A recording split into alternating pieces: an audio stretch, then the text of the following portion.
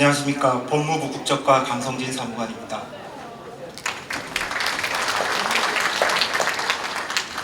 한인회장대회 참석을 위해 고국을 방문해 주신 재동포 분들을 진심으로 환영합니다. 짧은 일정이지만 고국의 정을 느낄 수 있는 시간이 되었으면 합니다. 그럼 지금부터 재동포를 위한 국적법 개관이라는 제목으로 우리 국적법의 주요 내용을 설명해 드리겠습니다. 순서는 우리 국적법의 기본 원칙, 국적 회복, 국적 선택 및 국적 이탈, 마지막으로 국적 상실 순입니다. 먼저 우리 국적법의 기본 원칙입니다. 우리 국적법은 부모 양계 혈통주의를 채택하고 있습니다.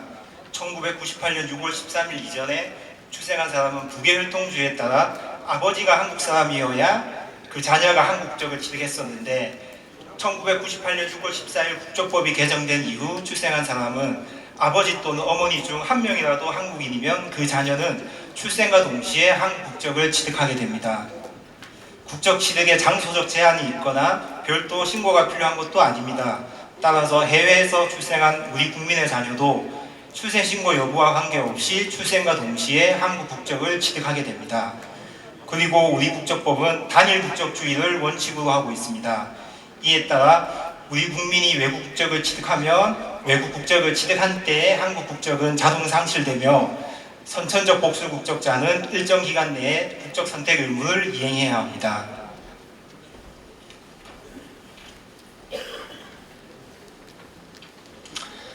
이러한 원칙에 따라 복수 국적은 예외적으로 허용됩니다. 우리나라는 2010년 5월 4일 국적법을 개정하여 국익에 부합하고 병역 기피 등 부작용과 사회적 위화감을 최소화하는 범위 내에서 제한적으로 복수 국적을 허용하고 있습니다. 이에 따라 선천적 복수 국적자는 남녀 모두 22세가 되기 전까지 외국 국적 불행사 서약을 하고 한국 국적을 선택하면 계속해서 복수 국적을 유지할 수 있게 되었습니다.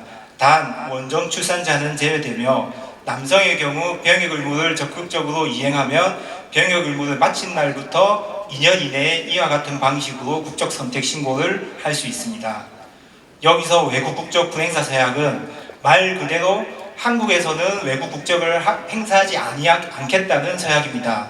한국에서 출입국할 때 한국 여권을 사용하고 외국인 등록이나 고소 신고를 하지 않는 것이 외국 국적을 행사하지 않는 대표적인 예입니다. 그리고 한국 국적을 회복하는 동포 중 만 65세 이상 영주 귀국자, 해외 입양인, 우수인재 및 특별 공로자도 외국 국적 불행사 서약을 통해 복수 국적을 유지할 수 있게 되었습니다. 다음은 국적 회복에 대해 설명해 드리겠습니다. 국적 회복이란 과거 대한민국 국민이었으나 국적을 상실한 사람, 상실 또는 이탈한 사람이 다시 법무부 장관의 허가를 받아 대한민국 국적을 취득하는 제도입니다. 다만 국가나 사회에 위해를 끼치거나 후명이 단정하지 못한 사람, 병역을 기피할 목적으로 한국 국적을 이탈, 상실한 사람 등은 국적 회복 허가를 받을 수 없습니다.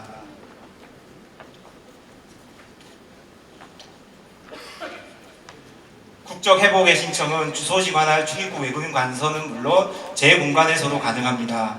다만 만 65세 이상인 분들이 복수 국적을 취득하기 위해서는 영주할 목적으로 입국하여 국적 회복 허가를 받아야 하므로 65세 이상 복수 국적 희망자들은 제 공관에서 국적 회복을 신청할 수 없습니다. 이렇게 국적 회복 허가를 받은 사람은 법무부 장관 앞에서 국민 선서 후 국적 회복 증서를 수여받은 때에 대한민국 국적을 취득하게 됩니다. 국적 회복 허가를 받았더라도 선서를 하고 증서를 수여받기 전까지는 대한민국 국민이라는 신분을 취득하였다고 볼 수 없습니다. 대한민국 국적을 취득한 외국인은 국적 취득일로부터 1년 이내에 외국 국적을 포기해야 하는 것이 원칙입니다.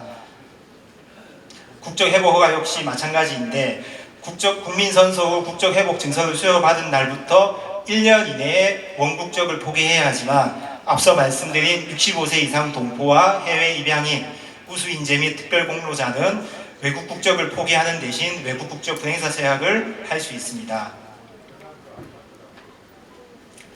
다음은 국적 선택 및 국적 이탈에 대해 설명해 드리겠습니다. 앞서 선천적 복수 국적자는 22세가 되기 전까지 국적 선택 신고를 해야 한다고 말씀드렸습니다. 이 부분에 대해 조금 더 자세히 설명해 드리겠습니다. 국적 선택 제도는 1998년 6월 14일 국적법 개정을 통해 도입되었는데, 그 당시에는 단일 국적주의 원칙을 관철시키기 위해 복수 국적자에게 일정 시점이 될 때까지 하나의 국적만 선택하도록 하고, 기간 내에 국적 선택 신고를 하지 않은 복수 국적자는 한국 국적이 자동 상실되었습니다. 그러다 보니 자연스럽게 한국 국적을 이탈하는 경우가 많아졌습니다. 이를 개선하기 위해 2010년 5월 4일 국적법을 개정하여 원정 출산자가 아닌 복수 국적자의 경우 22세가 되기 전까지 한국 국적을 선택한다는 국적 선택 신고를 하면 외국 국적 유행사 사약을 통해 복수 국적을 계속 유지할 수 있게 되었습니다. 그리고 남성의 경우 현역 등으로 병역 의무를 적극 이행하였다면 복무를 마친 날로부터 2년 이내 같은 방법으로 국적 선택 신고를 할 수 있습니다. 이와 별개로 남녀 모두 국적 선택 명령을 받고 한국 국적을 상실하기 전까지는 언제든지 외국 국적을 포기하고 한국 국적을 선택할 수 있게 되었습니다. 다음은 복수 국적자의 국적 이탈 신고입니다. 앞서 말씀드린 국적 선택 신고와 달리 국적 이탈 신고는 한국 국적을 포기하고 외국 국적을 선택한다는 것입니다. 국적 이탈의 자유는 헌법상 거주 이전의 자유 중 하나이므로 이를 인정하는 것이 원칙입니다. 다만 여기에는 두 가지 제한이 있습니다. 첫째, 국내에서는 할 수 없다는 것이고, 두 번째는 남성의 경우 병역 의무와 관련해서 일정한 조건이 따른다는 것입니다. 즉, 복수 국적자인 여성은 외국에 주소만 있으면 나이에 관계없이 언제든지 한국 국적을 이탈할 수 있습니다. 반면 복수 국적자인 남성의 경우 부모가 외국에서 영주할 목적 없이 체류한 상태에서 출생한 사람은 병역 의무가 해소되어야 한국 국적을 이탈할 수 있습니다. 그리고 부모가 외국에서 영주할 목적으로 체류한 상태에서 출생한 사람은 18세가 되는 해에 3월 말까지 국적 이탈 신고를 하지 않으면 병역 의무가 해소된 이후에야 한국 국적을 이탈할 수 있습니다.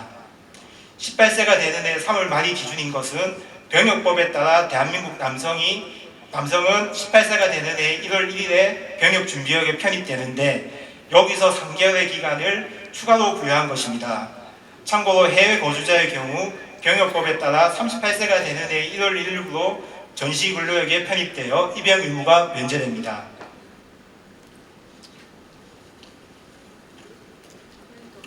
다음은 복수 국적자의 국적 이탈 허가입니다.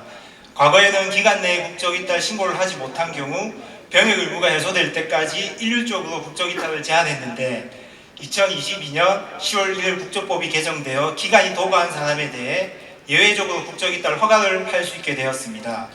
대상은 병역 미이행 복수 국적 남성으로서 기간 내에 국적 이탈 신고를 하지 못한 자입니다.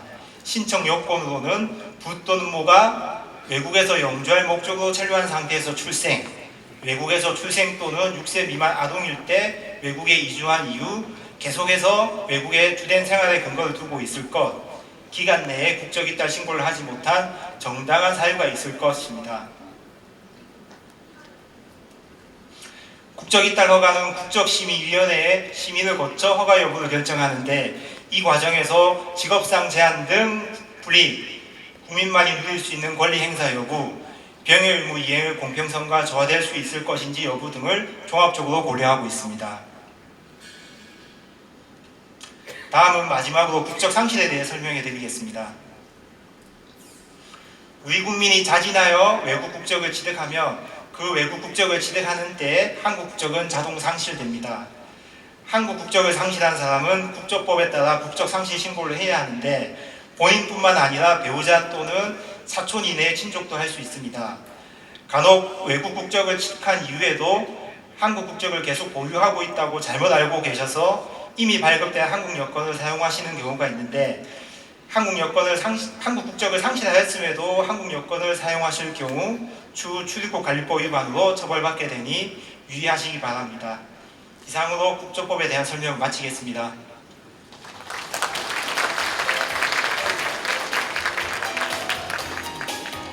네, 재외동포를 위한 국적법 개관이라는 주제로 첫 번째 세션 함께했습니다. 법무부 강성진 국적과 출입국 관리사무관님 진심으로 감사드리겠습니다.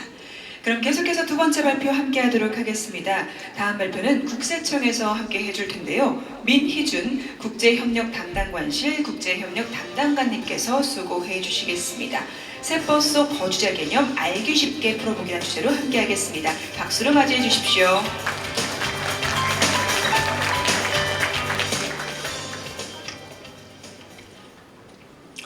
예, 안녕하십니까. 국세청 국제협력 담당관 민회준입니다.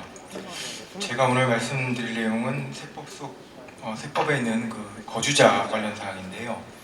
아마 많은 분들께서 이미 익숙하신 내용이라고 생각은 됩니다만 이제 간단하지 않고 또 복잡한 내용이기 때문에 제가 좀 짧은 시간이지만은 한번 쉽게 말씀드리도록 노력을 해보겠습니다.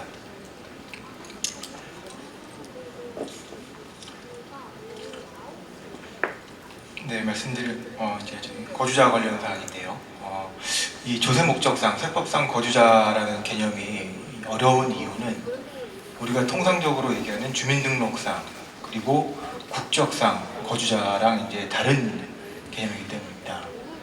대부분의 나라에서는 세법상 거주자라고 했을 때 전 세계 모든 소득에 대해서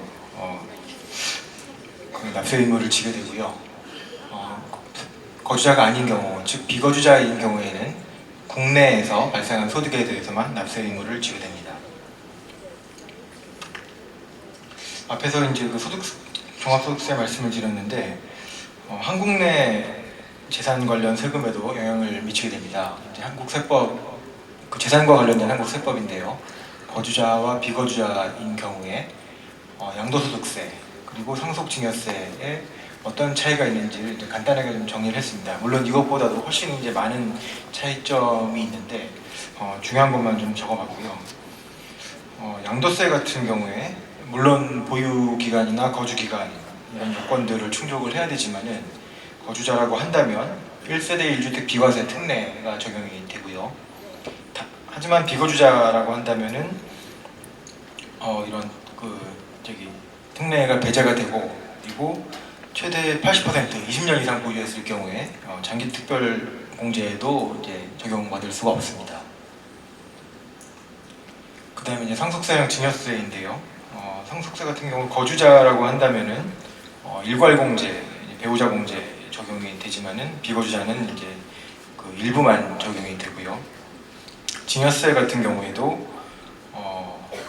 공과금이라든지 채무 이런 배우자 같은 경우에 6억 원 증여재산 공제가 되고 직계전속은 5천만 원, 미성년자 2천만 원 이런 공제가 적용이 되지만 비거주자가 수령자인 경우에는 적용되지가 않습니다. 그래서 특히 이제 재외동포 여러분들께는 이 세법상 한국의 거주자인지 아닌지 어느 나라의 거주자인지가 이제 중요한 문제가 되는데요. 거주자인지를 이제 알아보는 그 방법은 먼저 국내 세법상 거주자에 해당이 되는지, 그 다음에 다른 나라의 거주자이기도 해서 혹시 이제 이중 거주자인지, 만약에 이중 거주자라고 한다면 어느 나라의 거주자로 봐야 할 것인지 이렇게 순서로 판단을 하게 됩니다. 한국 소득세법 제1조의 2에는 거주자란 국내에 주소를 두거나 183일 이상의 거소를 둔 개인을 말한다 라고 이제 되어 있고요. 주소랑 거소라는 것이 무엇인지를 보면은 주소는 국내에서 생계를 같이 하는 가족 그리고 국내에 소재하는 자산의 유무 등 생활관계의 객관적 사실에 따라서 판정한다 라고 되어 있습니다. 그래서 주민등록상 주소랑은 이제 다른 개념이고요. 거소라는 것은 주소가 이제 아닌 장소 중에서 상당 기간에 걸쳐서 거주하는 장소인데 주소처럼 그런 일반적인 생활관계가 밀접하게 형성되지는 않은 장소라고 이제 소득세법 시행령에서 규정을 하고 있습니다. 사실 좀 말이 되게 어려운데요. 그래서 이제 판례라든지 이게라든지 이런 곳에서 이제 여러 가지 사례를 이제 들어 설명을 하고 있지만은 역시 좀 이렇게 직관적으로 이해하기가 쉽지가 않은 경우가 많이 있습니다. 계속 세법을 보면은 어떤 경우에 국내에 주소가 있는 것으로 보는지에 대한 것이고요. 둘 중에 위에 보시면 둘 중에 한 가지인 경우 계속해서 183일 이상 거주할 것으로 통상적으로 그런 필요한 직업을 가진 때, 또는 국내에 생계를 같이 하는 가족이 있고 직업이나 자산 상태에 비추어서 183일 이상 국내에 거주할 것으로 인정되는데, 둘 중에 하나에 해당된다면 국내에 주소를 있는 것으로 보게 됩니다. 반면에 국내 주소가 없는 것으로 보는 경우에는 아래 두 가지 모두 다 이제 해당이 돼야 되는데요. 외국 국적이 있거나 또 외국의 영주권을 얻은 영주권이 있어야 되고, 그리고 국내에 가족이 없어야 되고, 또 직업이라든지 자산 같은 것을 봤을 때 언젠가는 입국해서 주로 이제 국내에 거주할 거다라고 인정되지 않아야 합니다. 두 가지 모두에 해당되는 경우에는 국내 주소가 없는 것으로 보게 되고요. 이제 뭐 승무원이라든지 이런 경우는 이제 법에 이제 들어있는 요건이라서 뭐 적어봤는데, 이제 뭐 참고만 하시면 될 것 같습니다. 5번에 이제 해외 현지법인 임직원 같은 경우는 이제 법에도 있지만은 해외 현지법인이라는 것은 지분의 100%를 직접 또는 간접으로 출자한 경우에만 이제 해당이 되게 됩니다. 그래서 정리를 이제 하자면은 어떤 그 국내 거주자인가, 한국의 거주자인가는 이제 국내 세법에 따라서 이러한 항목들을 참고를 해서 고려를 하게 되고요. 간단히 말씀드리면은 이제 뭐 객관적인 체류 일수 183일인데요.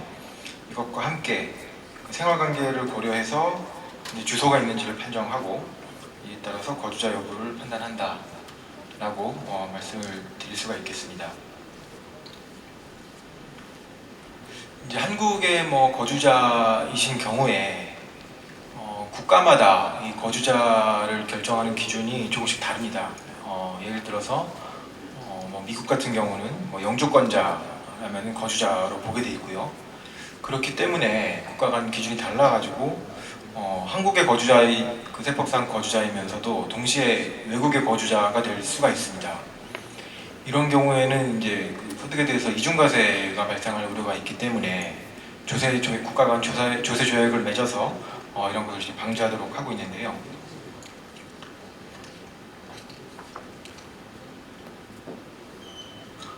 외국의 거주자이기도 한 경우, 즉 이제 이중 거주자라고 한다면은 조세 조약에 있는 이런 기준에 따라서 어느 나라의 거주자인지를 정하도록 되어 있습니다. 이 모델이라는 건 이제 그 모델 조세 조약, 일종의 표준화된 조세 조약을 얘기하는 거고요. 보통은 이제 4조, 조세 조약 4조에 거주자라는 그 항목으로 이런 기준들이 나와 있습니다. 미국 한미 조세 조약 같은 경우는 이제 3조에 나와 있는 경우가 있고, 어쨌든 3조 또는 4조에 그 대부분 국가의 조세 조약에서 이중 거주자인 경우에 어떻게 어느 나라의 거주자로 판정을 할 것인지 기준이 이제 나와 있습니다. 순서대로 간단하게 말씀을 드리면은, 첫 번째로는 이제 뭐 항구적 구조가 주어가 있는 경우에 그런 그 국가의 거주자로 본다. 뭐 소유하거나 임차하는 것은 이제 상관이 없다라는 이제 판례가 있었고요. 그 다음에는 중대한 이해관계의 중심지가 어디냐.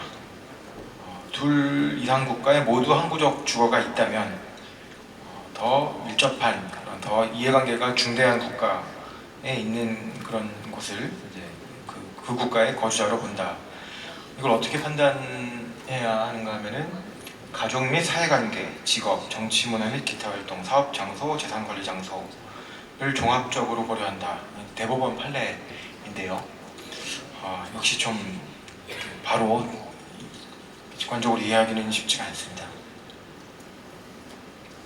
그 다음 기준은 이제 일상적 거소입니다. 앞에 두 개로 판단할 수가 없다면은 일상적 거소가 있는 나라의 거주자로 보게 돼 있고요.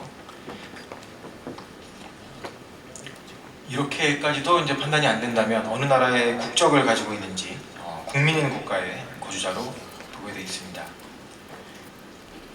국적 역시 이제 이중국적이 될 수가 있기 때문에 여기서도 해결이 안 된다고 한다면은 이제 국가 간에서 상호 합의를 해서 이상의 요건들을 여러 가지를 종합적으로 봤을 때 어느 나라의 국민이냐, 우리나라의 국민이냐, 너희 나라의 국민이냐를 과세 당국이 만나서 이제 해결을 하도록 되어 있습니다.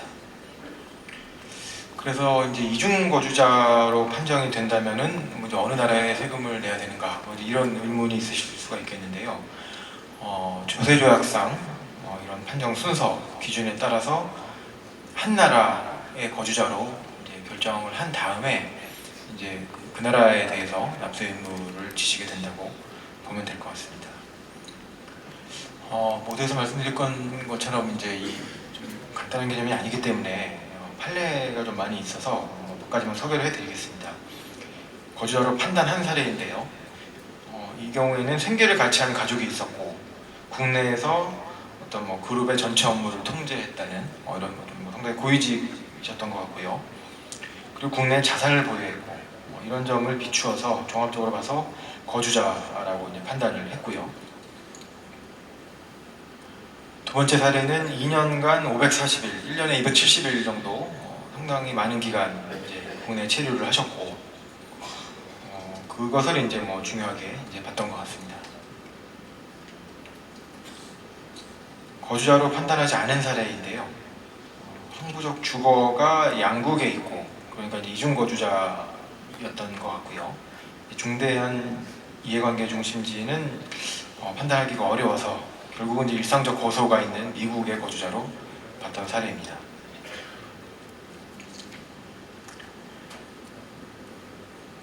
다음 사례는 역시 이제 한국과 일본의 항구적 주거가 있고 다만 인적 및 경제적 관계를 봤을 때 중대한 이해관계 중심지가 일본에 있다고 봐서 이제 한국 거주자가 아니라고 봤던 사례이고요. 뭐 간단하게 봤습니다만은 재산이 뭐 있는 경우 있다고 해서 반드시 거주자인 것도 아니고요. 또 183일 이상 뭐 체류를 했다고 해서 또 반드시 거주자인 것은 아니고 다른 어떤 사실관계들 뭐 가족이라든지 뭐 본인의 어떤 직장 또 재산 이런 것들을 종합적으로 고려하게 돼 있기 때문에 좀 어려운 문제인 것 같습니다. 그래서 만약에 이제 여기 계신 본인들께서 여러분께서 거주자인지 한국의 거주자인지 아니면 지금 주로 많이 계신 나라의 거주자인지 이것이 좀 중요한 어떤 순간이 왔을 때는 이런 물론 뭐 공개되어 있는 뭐 법률이라든지 문서들을 참고하시는 것도 좋습니다만은 어떤 여러 가지 사실관계를 모두 이제 정리를 하셔서 그 전문가의 조력을 받으실 것을 저는 이제 권장을 해드립니다. 이제 외국에 계시면은 언어라든지 문화, 뭐 생활 양식 다 다른 곳에서 이렇게 사업에만 전념하시는 것도 쉬운 일은 이제 아니라고 생각을 하고요. 그런 가운데서도 우리 대한민국의 위상을 높이고 계신 분들께 정말 좀 개인적으로 존경하는 마음을 가지고 있습니다. 다만 이제 그런 여건에서 거주자 문제를 비롯해서 이 세금 문제까지 신경을 이제 쓰시게 되면은 어려움이 더 이제 크실 것으로 생각이 되고요. 그렇기 때문에 이 많은 분들께서 잘 모르시지만은 저희 국세청에서 재외 동포를 위한 이런 좀 도움을 드리고자 이렇게까지만 노력을 하고 있습니다. 이게 이제 그 국세청 본청 소식도인데 그 국제조세관리관실에 있는 저희 국제협력담당관실에서 제일 이제 아래 보시는 해외 진출 기업이나 교민에 대한 그런 지원을 담당을 하고 있고요. 그래서 주로 이제 뭐 외국 세법, 우리나라 세법 몰라서 불이익을 받으시지 않도록 이런 어떤 뭐 태정 안내서 책자를 발간을 하고 있습니다. 교포가 많이 계신 뭐 미국, 일본, 중국 6개국의 책자가 있고 올해 말에 인도네시아 책자가 나올 예정이고요. 그리고 이제 교포가 특히 많이 계신 국가들에는 저희가 직접 찾아가서 세무 설명회를 개최를 합니다. 이 사진들은 지금 최근 지난달에 미국에서 개최된 설명회 사진인데요. 미국 같은 경우는 이제 워낙 그 동포가 많이 계시기 때문에 동서부 번갈아서 1년씩 개최를 하고 있고 중국, 일본 어쨌든 저희 동포가 많이 계신 나라를 위주로 나가서 설명을 하려고 많이 노력을 하고 있고요. 다만 이제 뭐 숫자가 좀 이렇게 동포가 많이 안 계시고 저희도 뭐 예산 문제라든지 이런 것이 있기 때문에 화상으로도 점차 이제 좀 넓혀가고 있는 그런 추세입니다. 끝으로 그 제외 공간에 이제 국세 주재관이 파견이 나가 있는데요. 이런 공간에 있는 주재관이라는 것을 잘 모르시는 분들도 많이 계시고, 아신다고 하시더라도 그 한국국세청에서 이제 파견을 갔기 때문에 한국국세청의 업무를 하는 것이 아니냐, 어떤 대한민국 국세의 부가징수 업무를 하는 것이 아니냐, 이렇게 좀 오해를 하고 계신 경우도 많은 것 같습니다. 그런 일은 이제 해외 국세관이 하지를 않고요. 이런 이제 크게 세 가지 업무를 하는데, 제일 첫 번째 보시는 것처럼 어떤 재외국민의 세무 애로를 예방하고 해결을 지원하는 그런 업무를 하고 있습니다. 그래서 아직 뭐 저희가 이렇게 뭐 많이 나가 있지는 못합니다만은 계신 곳에 국세관이 있다면은 좀 더 현장에서 가까이 도움을 받으실 수 있을 것 같습니다. 예, 제가 준비한 내용은 여기서 마치겠습니다. 네, 감사합니다. 네, 재외동물 분들께서 더욱더 어렵게 느껴지실 복잡한 세법을 알기 쉽게 풀어주셨습니다. 다시 한번 수고해주신 민희준 국제협력 담당관님께 따뜻한 박수 보내주시기 바랍니다. 네, 고맙습니다. 이렇게 해서 저희가 두 번째 발표까지 함께 했고요. 이어서 다음 발표 안내해 드리도록 하겠습니다. 다음 발표는 중앙선거관리위원회 ORA 재외선거 팀장님께서 수고해 주시겠습니다. 재외선거제도 평가 및 과제에 대한 발표라고 하는데요. 따뜻한 박수로 맞아주시길 바랍니다.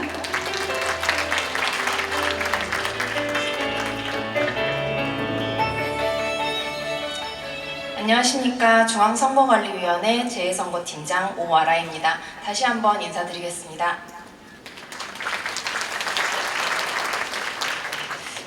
쟁쟁하신 한인 회장님들 앞에서 발표하려고 하니까 많이 떨리는데요. 제 워치가 지금 평소 심박수보다 많이 뛰고 있다고 저한테 경고를 했습니다. 좀 제가 실수하더라도 너그럽게 봐주시길 부탁드리겠습니다. 발표 시작하도록 하겠습니다. 오늘 발표는 먼저 재외선거제도의 개요를 설명하고 2012년 재외선거제도가 도입된 이후 개선된 사항과 앞으로 개선을 검토하여야 할 사항에 대해 말씀드리고 마지막 당부 말씀 드리는 순으로 진행하겠습니다. 먼저 재외선거제도 개요부터 말씀드리겠습니다. 연역과 주요 내용 그리고 역대 재외선거 결과 순으로 말씀드리겠습니다. 재외선거 제도는 1966년 대통령 선거법에 국외부재자 투표 제도가 도입되면서 시작되었습니다. 그러나 이는 얼마 안가 1972년 통일주체 국민회의법에 의해서 폐지됐고 1997년에 일본 및 프랑스에 거주 재외국민들께서 헌법소원을 제기하셨습니다. 그러나 당시 헌법재판소는 북한 주민이나 조총련계 동포가 선거에 영향을 미칠 우려가 있고 선거 기술상 불가능하다는 이유로 합헌 결정을 내린 바 있습니다. 이후 2004년 다시 한번 일본, 미국, 캐나다 거주 재외국민들께서 헌법소원을 제기하셨고 2007년 드디어 헌법재판소의 헌법 불합치 결정으로 2009년 공직선거법이 개정되어 재외선거가 도입되었습니다. 첫 재외선거는 모두들 기억하시겠지만 2012년 제19대 국회의원 선거였습니다. 이후 올해 제21대 대통령 선거까지 총 4번의 국회의원 선거와 4번의 대통령 선거에서 재외선거가 치러졌습니다. 재외선거 주요 내용 말씀드리겠습니다. 재외선거는 현재는 권리선거를 포함한 대통령 선거와 임기 만료에 따른 국회의원 선거를 대상으로 시행하고 있습니다. 선거권자는 국적법에 따라 대한민국을 가진 선거일 현재 만 18세 이상의 재외국민 중 국외에서 투표하려는 사람으로 주민등록 여부에 따라서 재외선거인과 국외부재자로 나뉘고 있습니다. 대통령 선거에서는 재외선거인과 국외부재자의 구분은 없으나 임기 만료 국회의원 선거에서 지역구 국회의원 선거의 선거권은 국외부재자에게만 주어지고 있다는 차이점이 있습니다. 투표는 보통 공관에 설치되는 공관 투표소 또는 공간의 설치가 좀 부득이하게 힘들어서 설치되는 대체 투표소, 그리고 추가 투표소에서 할 수 있습니다. 투표 기간은 선거일 전 14일부터 9일까지의 기간 중 6일 이내라고 법적으로 되어 있고요. 대부분의 공관에서는 6일의 기간을 모두 투표 기간으로 운영하고 있습니다. 투표 시간은 매일 오전 8시부터 오후 5시까지이며 투표용지에 기표하신 후에 회송용 봉투에 넣고 봉한 후에 투표함에 투입하시면 됩니다. 저희가 제외 투표를 이렇게 접수를 하다 보면은 봉해지지 않은 봉투들이 종종 좀 많은 경우에서 나오고 있습니다. 그런데 이러한 봉해지지 않은 봉투들이 접수되는 경우에 이것들이 모두 무효 처리가 되고 있습니다. 귀한 시간을 내셔서 투표소에 방문하여서 기표하셔서 보내주시는 만큼 무효 처리가 되지 않도록 꼭 봉투를 봉한 후에 넣어주시기를 다시 한번 간곡히 부탁드리겠습니다. 선거운동을 할 수 있는 사람은 인터넷 홈페이지나 전자우편 그리고 문자 메시지를 이용해서 선거운동이 가능하시고요. 말로 하는 선거운동 역시 가능합니다. 후보자나 후보자를 추천한 정당에서는 위성방송 시설을 이용한 방송 광고, 방송 연설, 그리고 인터넷 광고 등의 방법으로 선거운동을 할 수 있습니다. 재외선거에 참여하시기 위해서는 신고 신청이 필수적인 요건입니다. 재외선거인의 경우는 상시적으로 재외선거인 신청을 하실 수 있는데요. 다만 당해 선거에 참여하시기 위해서는 선거일 전 60일까지 신청을 하셔야 하고 거리선거의 경우에서는 선거일 전 40일까지 신청을 하셔야 합니다. 신청은 서면이나 우편 그리고 이렇게 관내를 순회하는 관할구역 순회자 접수 그리고 전자우편, 인터넷 홈페이지 등을 이용해서 신청하실 수 있습니다. 국외부재자는 선거일 전 150일부터 60일까지, 거리선거의 경우 40일까지 신고하실 수 있습니다. 신고의 방법은 재외선거인과 같습니다. 재외선거인과 국외부재자 신고 신청 시 현재 홈페이지를 통한 신고 신청이 지난 국선의 경우 한 76% 정도를 차지한 정도로 가장 높은 비율을 차지하고 있고 실제 참여하시는 분들도 홈페이지 접수를 가장 편리한 방법이라고 생각하시는 것으로 알고 있습니다.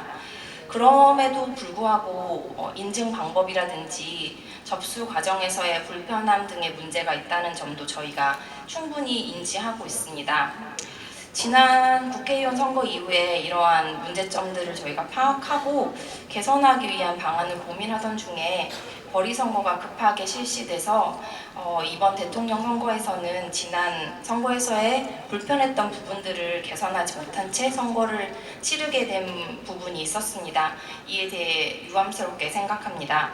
다음 선거에서는 홈페이지를 통한 신고 신청이 더욱 원활히 진행될 수 있도록 노력하겠습니다. 다음은 역대 재외선거 결과를 말씀드리겠습니다. 국회의원 선거나 대통령 선거의 경우 전반적으로 신고 신청자 수와 투표자 수 등이 증가하는 추세임을 확인하실 수 있습니다. 다만 코로나19 이후 신고 신청자 수와 선거인 수가 소폭 줄어든 모습을 보실 수 있지만 그럼에도 작년 제22대 국회의원 선거의 투표자 수는 역대 재외 국회의원 선거 중에 가장 많은 투표자 수를 기록해서 선거인 수 대비 역대 최고 투표율을 기록하는 등 재외국민 여러분들의 선거 참여도는 꾸준히 증가하고 있는 추세입니다. 특히 올해 6월 치러진 제21대 대통령 선거에서는 총 선거인 수 25만 8천여 명 대비 20만 5천여 명이 투표하여 선거인 수 대비 79.5%의 역대 재외선거 최고 투표율을 기록하였습니다. 추정 재외선거권자 대비는 10.4%의 투표율을 기록하였습니다. 다음으로 재외선거제도 개선 사항에 대해 말씀드리겠습니다. 재외선거제도 개선 사항은 현재까지의 제도 개선 내역과 향후 검토 과제 두 부분으로 나누어 말씀드리겠습니다.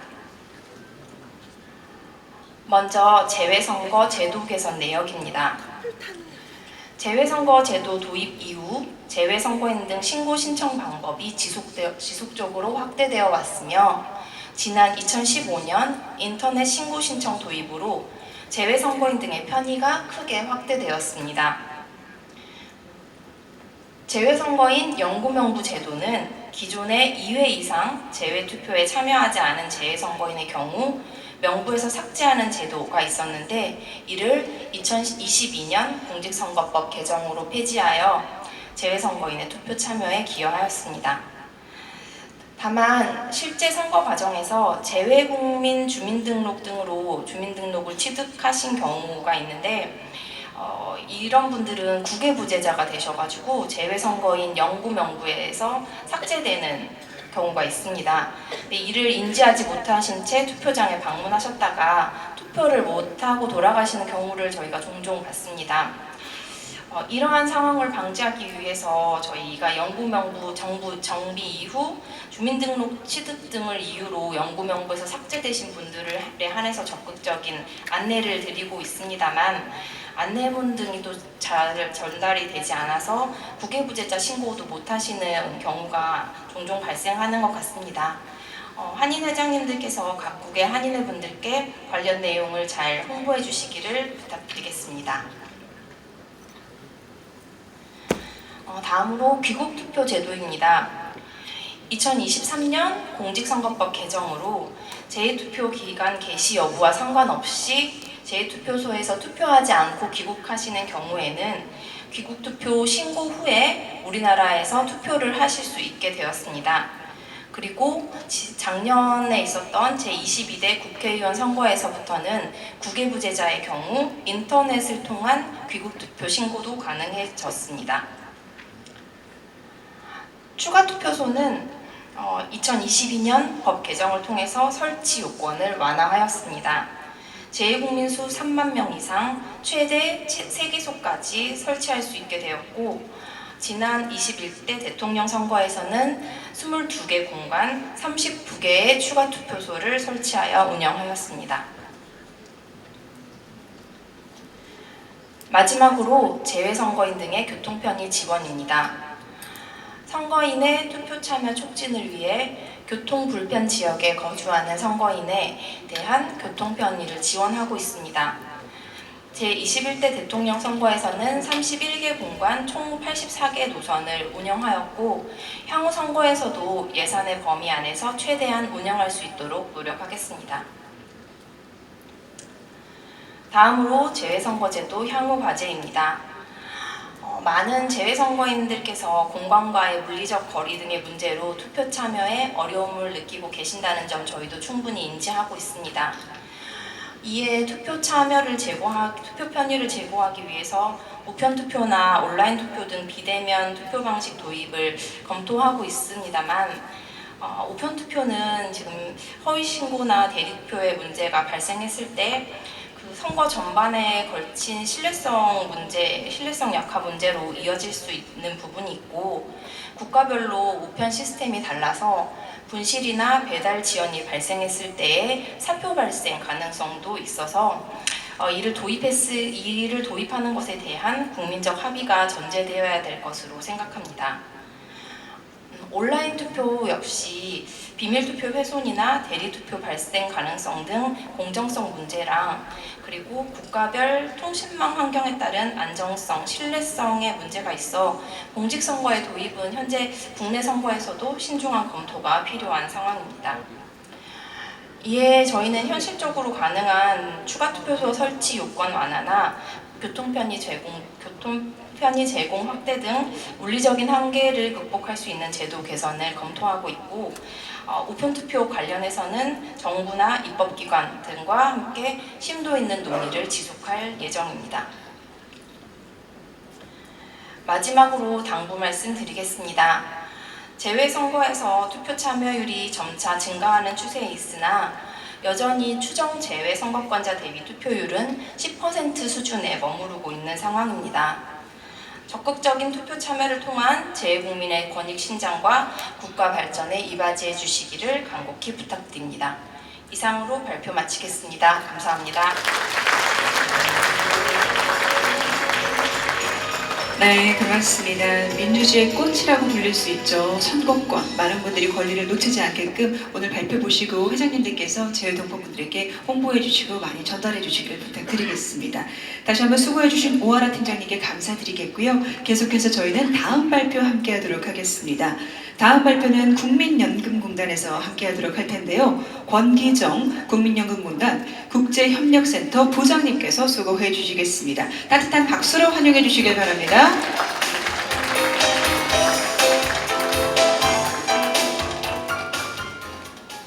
반갑습니다. 저는 국민연금공단 국제협력센터 협정서비스부장 권기정이라고 합니다.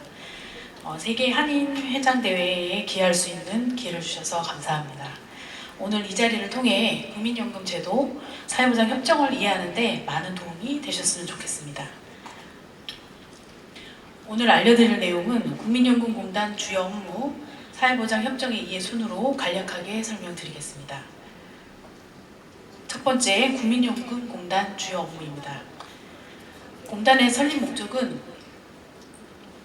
국민의 노령, 장애, 사망에 대하여 연금급여를 지급함으로써 국민의 생활 안정과 복지 증진에 기여를 하기 위함입니다.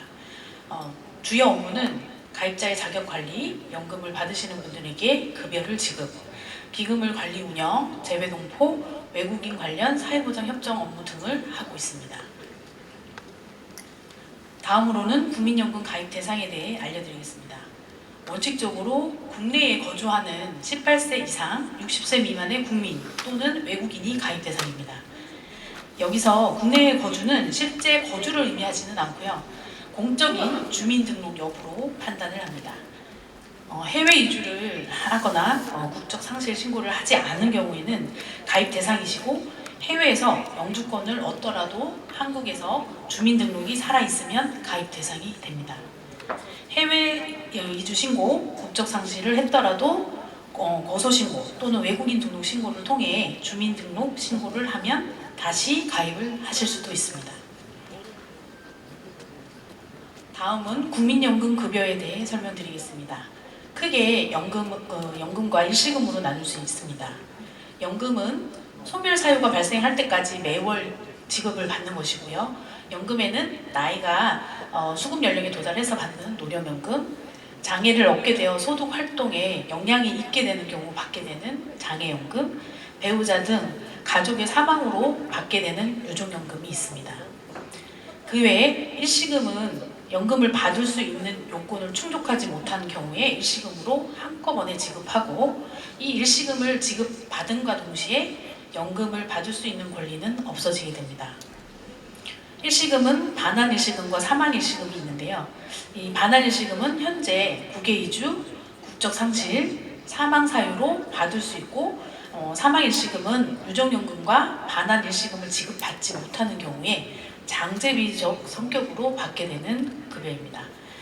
다음으로 장애 4급이 일시금으로 지급이 되는데요. 장애연금은 판정에 따라 1급에서 3급은 연금으로 지급을 받게 되고 4급은 일시금으로 받습니다. 다음으로는 국민연금 현황입니다. 먼저 2025년 5월 현재 국민연금 수급자는 누적해서 866만 명이고, 여기서 노령연금 717만 명, 유족연금 127만 명, 장애연금 22만 명이 현재까지 혜택을 받으셨습니다. 그리고 2025년 3월 기준에 현재 수급자는 718만 명 정도 됩니다. 현재 2025년 5월 기준 가입자는 2,178만 명이고, 이 중에 사업장 가입자 수는 1,465만 명으로 제일 많은 비중을 차지하고 있습니다. 다음으로는 국민연금 기금 현황입니다. 현재 2025년 6월 말 기준 기금의 적립금은 1,269조 원으로 적립이 되어 있고, 글로벌 대형 연기금으로 성장하였습니다. 기금의 수익률은 공단 설립 이후 연평균 누적 수익률이 2025년 6월 말 기준 6.82%이고요. 누적 수익금은 787조 원입니다. 국민의 소중한 노후 자금이 안정적으로 운영될 수 있도록 지속적으로 노력하겠습니다. 다음은 사회보장 협정에 대한 설명입니다.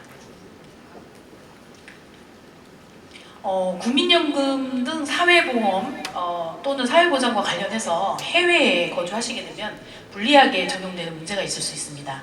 특히 외국의 주재원으로 파견을 근무하게 되면 본국에서도 가입을 해서 납부해야 하시고, 그다음에 파견된 국가에서도 납부를 해야 합니다. 같은 소득으로 이중으로 납부를 하게 되는 것이죠. 또한 국민연금 납부하다가 국외 이주 또는 국적이 상실되면 더 이상 가입 대상이 안 되시기 때문에 가입 기간이 10년이 안 되는 경우 연금 혜택을 못 받고 반환 일시금으로 받고 끝나게 됩니다. 그리고 외국에서 연금을 받다가 한국에 거주하거나 하는 경우 지급 정지를 당하거나 감액하는 국가들도 있습니다. 이러한 문제들이 발생하기 때문에 이를 해결하기 위해 국가 간의 사회보장협정을 체결하게 됩니다. 우선 사회보장협정이 무엇인지에 대해서 설명을 드리겠습니다. 사회보장은 우리나라에서는 사회보험으로 쓰이고 있습니다. 사회보장은 보험의 형태로 하는 나라도 있고 세금 형태로 하는 나라도 있습니다. 사회보장은 노후, 질병, 실업 등과 같이 개인에게 맡겨두면 사회 문제로 될 수 있는 위험을 국가가 나서서 강제로 가입시켜 대비하도록 하는 제도를 말합니다. 협정은 양국가 또는 여러 국가 간의 약속입니다. 국회의 비준을 거치도록 하고 있어서 국내법과 동일한 효력을 가집니다. 따라서 국가 간의 사회보장 분야를 규칙하는 조약으로 각국의 연금제도 등 외국인에게 국외 거주자가 불리하게 적용되는 문제를 해결하기 위해 체결되면 국내법과 동일한 효력을 가집니다. 협정이 왜 필요한지에 대해서 설명을 드리겠습니다. 크게 보험료를 이중부담을 해소하고 급여 수급권 개선을 위해 필요합니다.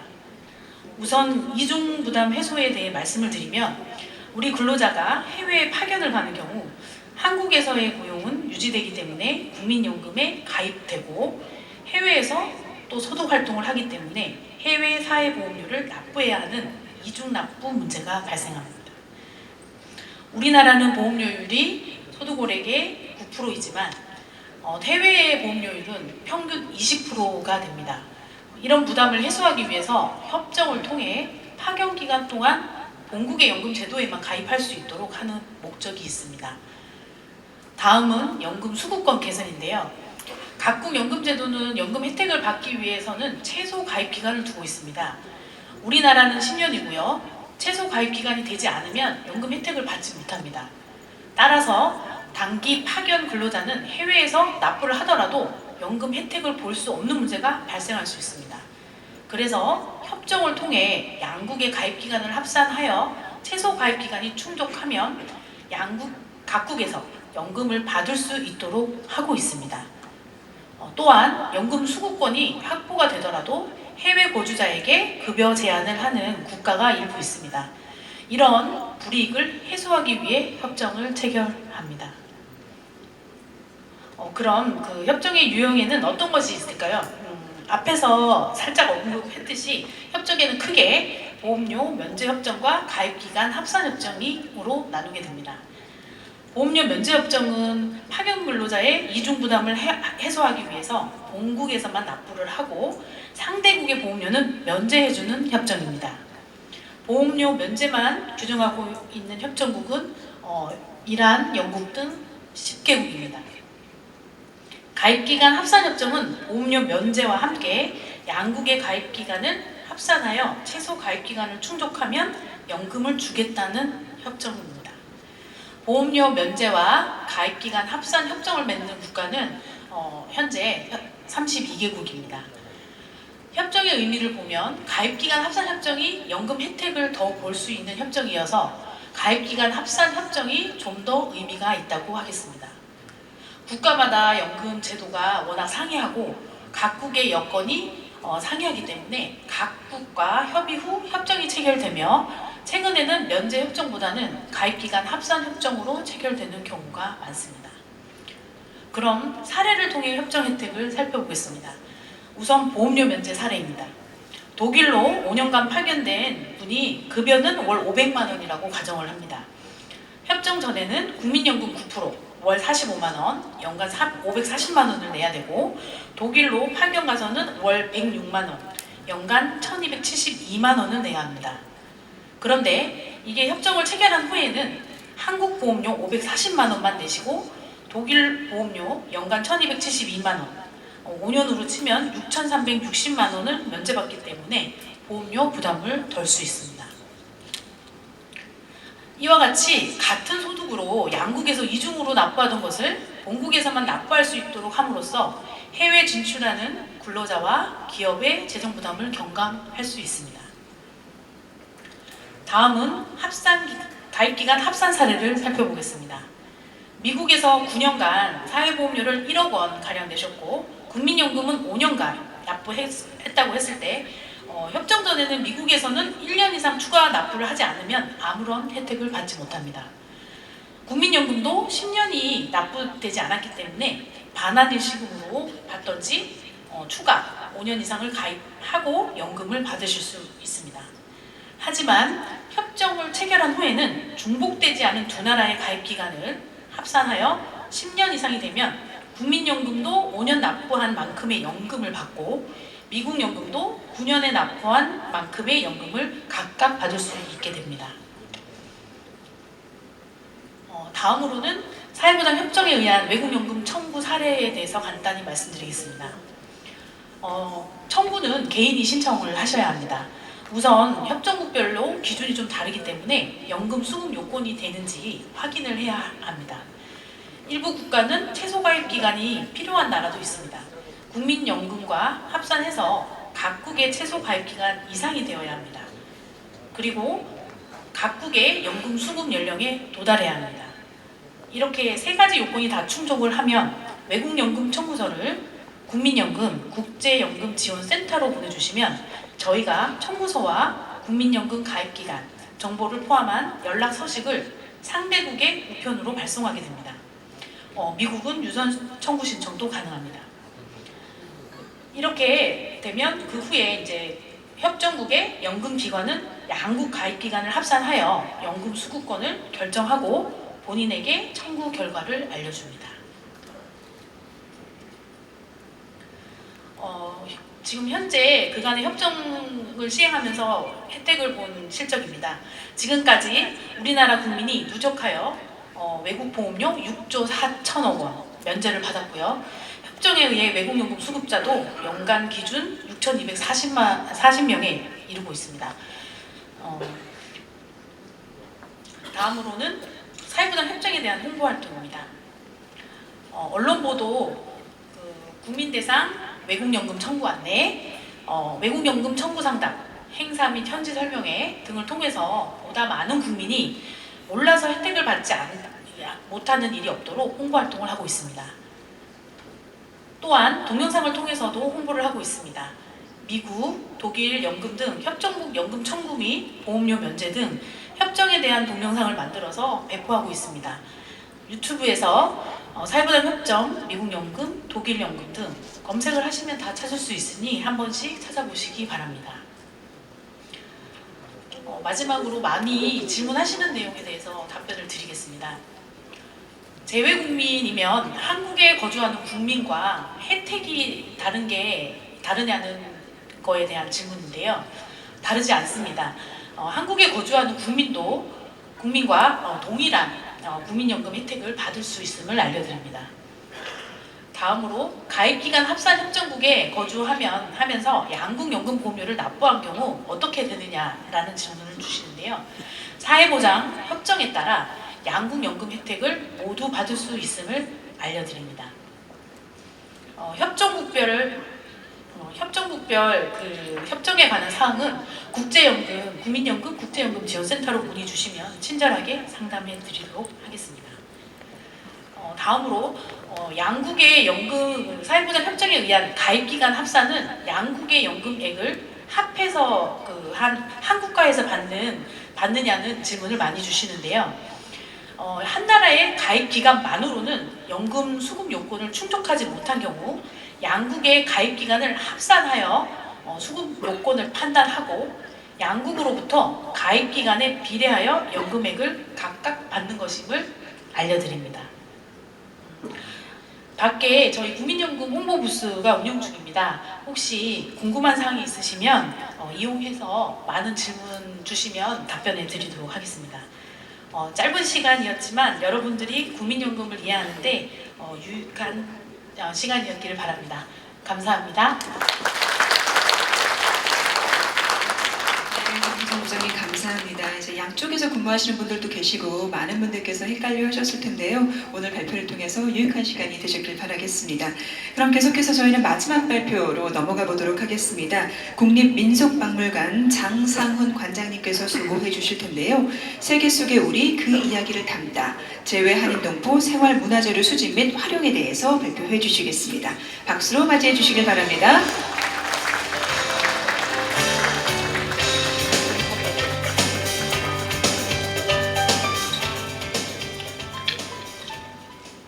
네, 여러분 대단히 감사합니다. 반갑습니다. 오늘 이렇게 말씀드릴 수 있는 기회를 주셔서 주최 측에 대단히 감사드립니다. 네, 그러면 제가 준비한 자료를 가지고 안내 말씀드리도록 하겠습니다. 저희 국립민속박물관은 말하자면 국내에서 두 번째로 큰 박물관입니다. 저희 직원이 260명, 소장품은 18만 점, 그 다음에 아카이브는 110만 정도를 가지고 있는 굉장히 큰 박물관입니다. 문화체육관광부에 속해 있고요. 이 제목이 사실은 제가 하고 싶은 얘기의 거의 대부분입니다. 세계 속에 나아가서 진출하셔서 정말 열정적인 삶을 살아오신 여러분들의 이야기를 저희 민속박물관이 담고 싶습니다. 자료를 통해서, 구체적인 어떤 유물을 통해서, 또 아니면 기록을 통해서 사진, 영상, 음향 이런 것들을 통해서 여러분들의 이야기를 담고 싶습니다. 박물관이 그런 기능을 위해서 존재하는 곳입니다. 그래서 저희 민속박물관은 약 30년간 이런 작업을 해왔고요. 다만 다른 사업에 비해서 그렇게 비중이 높았다고는 할 수가 없습니다. 그러나 저희가 이제부터는 좀 더 열심히 이 작업을 하려고 하고 있고요. 그래서 우리 한민족이라는 같은 뿌리를 공유하고 있는 우리가 이 전 세계의 그 생활문화를 가지고 계시고, 그래서 그 안에서 여러 풍성한 열매를 맺고 계신데요. 이 이야기들을 담고 싶은 겁니다. 그래서 96년부터 이 작업을 해왔고요. 그래서 관련된 사진, 영상, 문서, 생활용품, 제가 이렇게 얘기를 합니다. 동서고금의 삼남안상을 모으고 있는 박물관이라고 생각합니다. 저희 박물관이. 그래서 여러분들의 이민사 자료는 굉장히 중요한 자료이고요. 또 현지에서의 현지 문화 자체도 저희의 수집 대상이 됩니다. 그러니까 여러분들은 한민족의 문화를 가지고 그 기반으로 그 현지 문화를 또 수용하면서 살아오신 분들이기 때문에 그 양쪽의 문화, 또 그것이 습박된 형태까지도 전부 저희의 수집 대상이 됩니다. 굉장히 중요한 스토리로 저희가 이해를 하고요. 단적으로 말씀을 드리자면 여러분의 이야기를 저희 국가기관인 국립민속박물관이 영구히 보관해 드립니다. 그런 기능을 하기 위해서 제가 오늘 안내 말씀드리러 나왔고요. 96년부터 좀 내용을 보시면 아마 어느 정도 그 흐름이 보이실 텐데요. 이주의 역사가 깊은 곳부터 저희가 접근을 했습니다. 그러니까 중국 동포, 또 일본 동포, 러시아 동포 이렇게 저희가 접근을 해왔던 걸 보실 수가 있으시고요. 그 다음에 이제 지금 거기서 조금 더 나아가서는 이제 그 스탄 국가들에 있는 고려인들의 이야기들을 저희가 집중적으로 수집했고, 또 그 이후에 이제 파독 광부, 파독 간호사 분들의 이야기가 서려 있는 또 독일 이주민들, 우리 동포들의 이야기가 담겨 있고요. 쭉 보시면 카자흐스탄, 중앙아시아, 카자흐스탄, 우즈베키스탄, 카자흐스탄 이렇게 저희 관심사가 이렇게 중심 잡혀 있다는 걸 알 수가 있는데요. 그렇다 보니까 저희가 하와이까지는 커버를 했습니다만은 실제로 굉장히 많은 우리 한인 동포들이 거주하고 계신 미주 지역에 대해서는 제대로 저희가 작업이나 조사를 하지를 못했습니다. 그래서 여러분들이 흔쾌히 여러분들의 삶의 기록들을 저희한테 알려주시고 또 좀 더 나아가서 기증해 주신다면 저희가 구체적인 조사 작업과 또 수집 작업을 함께 진행할 수 있을 것 같습니다. 그래서 실제로 저희는 물건 수집만 하는 것이 아니고요. 당연히 여러분들의 이야기에 경청합니다. 그래서 조사 보고서를 내고요. 그래서 여기 보시면은 2022년까지 13권의 조사 보고서를 냈고 또 자료집을 또 냈습니다. 그리고 최근에는 이제 이것을 전시로 또 풀어내기도 합니다. 우리 한인 동포들이 전 세계 속에서 어떤 삶의 이야기를 꾸려봤는지 이런 부분들을 한국에 있는 사람들하고 같이 공유하는 것이죠. 그래서 역시 이 2022년에는 까레이치 고려사람이라는 전시를 개최했었고요.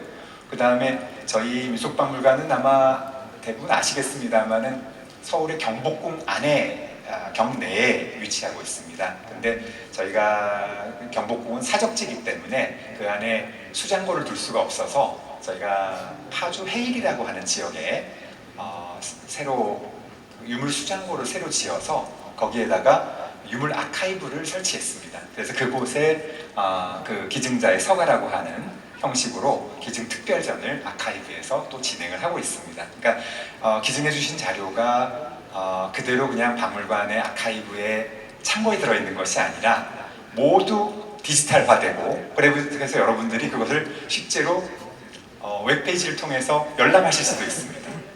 저희 박물관의 모든 자료들은 웹페이지를 통해서 서비스되거든요. 그런 장점을 가지고 있고요. 또 물리적인 이런 전시도 진행할 수 있다는 말씀을 드리겠습니다. 그래서 요거는 소정의 자료 기증 절차이고요. 그래서 저희가 오늘 바깥에 회장 바깥에 그 상담 부스를 마련했습니다. 그래서 기증을 생각하신다거나 아니면 기증 이전에 또 남기고 싶은 그런 말씀이 있는지 이런 부분들을 저희가 조사 단계부터 들어갈 수 있도록 도움을 주시면 저희가 직접 찾아가게 될 가능성이 있습니다.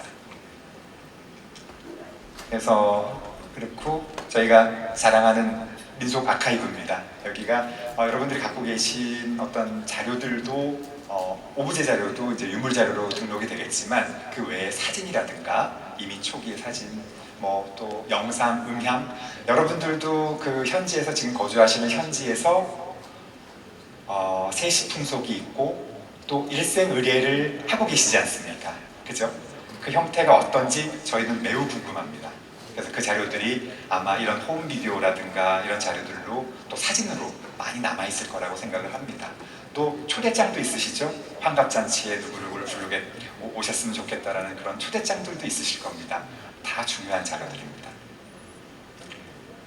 네, 마지막 슬라이드로 제 발표를 마치려고 하는데요. 오른쪽에 지금 중간에 보이는 버선은 글쎄 이게 뭐 그 해외 그 이주하고는 좀 관련이 없기는 합니다만은 1951년이죠. 1951년에 흥남부두에서 한 할머니가 자기 딸을 이남으로 보내는 수송선에 태우면서 자신은 탈 수가 없어서 당시에 버선을 벗어줘서 그 딸에게 줬던 겁니다. 그래서 이 월남한 그 따님은 이 버선을 평생 가지고 계시면서 그 어머니를 기억했다고 합니다. 근데 이 버선이 저희 박물관 전시에 출품이 됐었더랬습니다. 이 사진과 함께. 아마도 여러분들이 가지고 있는 그런 자료들이, 갖고 계신 자료들이 이런 자료들의 의미나 깊이를 갖고 있지 않을까 확신합니다.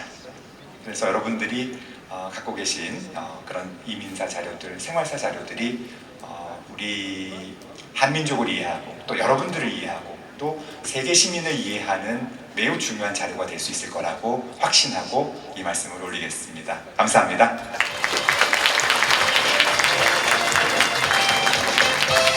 네, 고맙습니다. 국립민속박물관 장상훈 관장님의 발표였습니다. 네, 다시 한번 감사드리겠고요. 이렇게 해서 저희가 5개의 발표 마무리했습니다. 어떻게 잘 들으셨을까요? 네, 정말 유익한 시간이었던 것 같은데요. 매년 정책과 규정이 조금씩 또 개선이 되다 보니까 새롭게 알게 된 사실도 있으실 것 같고요. 또 제외동포분들께서 이제 현실적인 고민을 해결하기에 무척 유익한 시간이 됐던 것 같습니다.